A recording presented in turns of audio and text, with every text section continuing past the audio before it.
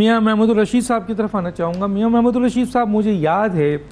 کہ جب آپ کی حکومت تھی تو پارلیمنٹ میں شہباز شریف صاحب لیڈر آف اپوزیشن نے اور بلاول بھٹو نے کھڑے ہو کر یہ کہا تھا کہ جی حالانکہ آپ کی حکومت سلیکٹڈ حکومت ہے لیکن ہم اس پارلیمنٹ کا حصہ بنے ہیں اور معیشت کو بہتر کرنے کے لیے ہم آپ کو ہر طرح کا سپورٹ کرنے کو تیار ہیں، لیکن آپ نے اس وقت ان کو انکار کیا تھا۔ آج آپ اپوزیشن پہ ہیں لیکن حکومت آپ کو گرینڈ ڈائیلاگز کے لیے بلا رہی ہے، کیونکہ پولیٹیکل اسٹیبلٹی ہوگی سر تو معاشی استحکام ہوگا اور یہ ایک قومی مسئلہ ہے، کیا کہیں گے سر؟ بسم اللہ الرحمن الرحیم۔ دیکھیے ڈاکٹر صاحب، جس طرح سے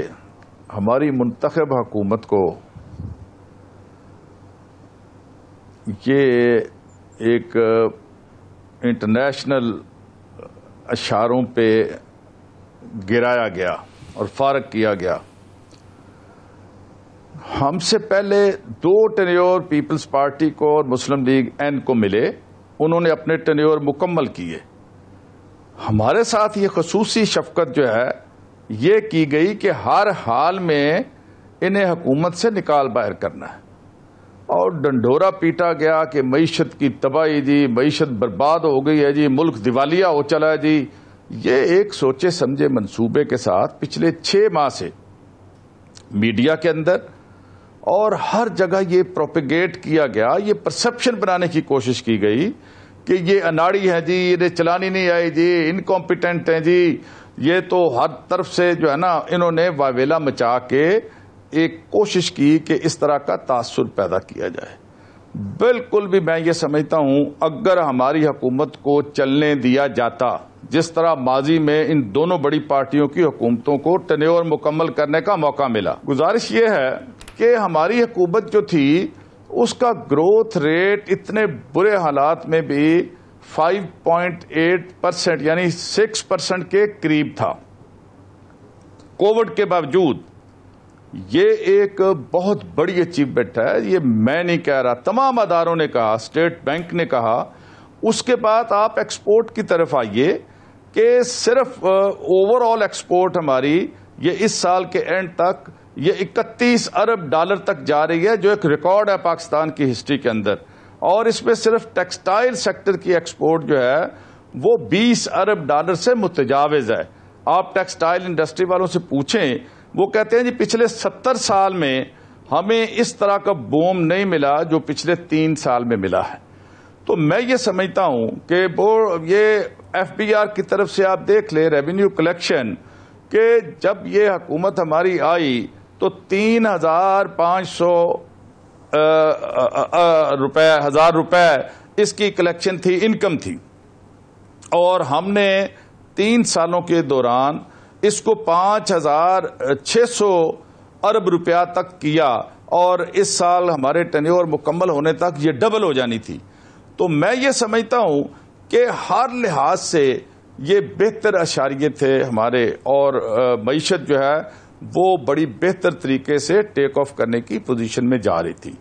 یہ آئل کی بات ہوئی، اور ہم نے رشیا کے ساتھ پاکستانی عوام کے لیے، پاکستانی قوم کے لیے کہ مہنگائی کا بوجھ عوام کے اوپر نہیں پڑے گا، ہم نے سستے تیل کی بات کی، وہاں پر 30% کنسیشن پہ رشیا آمادہ ہو گیا کہ ہم آپ کو آئل سپلائی کریں گے۔ ہمارے پڑوسی ملک نے بلینز آف ڈالرز جو ہے وہ مودی سرکار نے اس مد میں بچائے اور اپنے عوام کو انہوں نے ریلیف دیا۔ ان سارے حالات کے بعد آپ کس طرح یہ توقع رکھتے ہیں کہ گرینڈ ڈائیلاگ میں ہم ٹیبل پہ بیٹھ جائیں گے ان لوگوں کو کہ جن کے اوپر اتنے بڑے بڑے کرمنل کیسز ہیں، جو چوری اور ڈاکے کے ضمن میں آتے ہیں، بلینز آف روپیز کی ان کے اوپر ایف آئی آریں کٹی ہوئی ہیں، وہ ضمانت پہ ہیں، ادارے انہیں کہہ رہے ہیں جی انہیں گرفتار کرنا ہے ہم نے، وزیر اعلیٰ کو بھی، وزیر اعظم کو بھی۔ تو ان حالات کے اندر آپ ہم سے زیر زبردستی کر کے ڈنڈے کے زور پہ اور پھر کہیں جی آئیں جی بیٹھے ہمارے ساتھ گرینڈ ڈائیلاگ کریں۔ انہوں نے یہ حکومت لے لی ہے، یہ حکومت چلائیں، انہیں مبارک ہو۔ عوام کی چیخیں جو ہیں وہ نکل رہی ہیں، ساری دنیا سن رہی ہے، یہ بھی سن رہے ہیں، جو آسمانوں تک جا رہی ہیں، اور جو کچھ انہوں نے پچھلے 1-1.5 ماہ کے اندر کیا اور آئندہ 1-1.5 ماہ کے اندر جو کچھ یہ کرنے جا رہے ہیں، اس کے بعد پاکستان کے عوام خود فیصلہ کر لیں گے کہ آیا کون سی حکومت بہتر تھی، کون سی لیڈرشپ بہتر تھی۔ ہم اس کو مسترد کرتے ہیں ان کے اس بات کو کہ آئیں جی بیٹھ کے ہم ڈائلاگ کریں۔ کس سے ڈائلاگ کریں؟ کس منہ سے ڈائلاگ کریں؟ کس طرح سے انہوں نے ہمیں پچھاڑا ہے، اور اب اس کے بعد آپ توقع رکھتے ہیں کہ ہم ان کے ساتھ بیٹھ کے کوئی گرینڈ ڈائلاگ کریں گے۔ ہمارا یہ مطالبہ ہے کہ یہ امپورٹڈ حکمران کسی طور پر بھی یہ جائز طریقے سے اقتدار میں نہیں آئے، یہ جلد از جلد فارغ ہوں، ٹرانسپیرنٹ انتخابات ہوں، اور جو منتخب حکومت آئے گی وہ بیٹھ کر گرینڈ ڈائلاگ کی بات کرے، ان کے ساتھ ہم ٹیبل پر بیٹھنے کے لیے تیار ہوں گے۔ ٹھیک ہے سر، میں آتا ہوں سینیٹر مشتاق احمد صاحب۔ مشتاق صاحب، اس ایشو کے اوپر میں نے دونوں کا پوائنٹ آف ویو آپ نے سنا ہے، کیا کہتے ہیں سر؟ یہ قومی مسئلہ ہے سر، معاشی مسئلہ قومی مسئلہ ہے، یہ پاکستان کا میٹر ہے، دونوں کا پوائنٹ آف ویو آپ نے سنا ہے، کیا کہیں گے؟ دیکھیں، میں سمجھتا ہوں کہ پاکستان کی اکانومی کی جو صورتحال ہے، یہ جو اس حالت پہ پہنچی ہے جو بالکل تباہی و بربادی کے دہانے پر ہے،